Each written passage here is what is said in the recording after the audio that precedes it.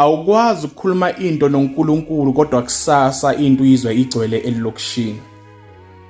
Wena ngayizolo bokhuluma noNkulunkulu kodwa kusasa into boyikhuluma noNkulunkulu seyigcwele elokishini, abantu sebakhuluma ngayo. Into wena uyikhulume ngasese noNkulunkulu. Awukwazi. Okusho kona ukuthi abantu into zabo ezigcwele kangaka emalokishini azange bafundiseka ukuthi awukhulume emntwini, awukhofi out emntwini, awuventi out emntwini.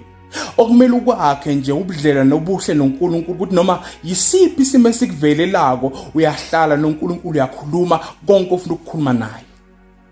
Ngoba thina sinabangane sicoca nabo kodwa the very same things oqoqa nabo kusasa boqoqela abanye abantu ngento wena oqoqele yena namhlanje.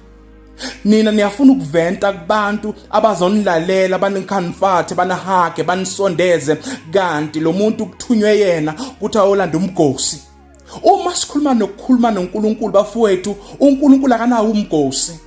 Kodwa uNkulunkulu konke oyobukhuluma naye kusithekeni kosala khona kulapho kuleyo altar wena bokukhuluma khona. Uma uthandaza, it's how you are venting with God or you are venting out with God. Ngamanye amagama umthandazo uyakulekelela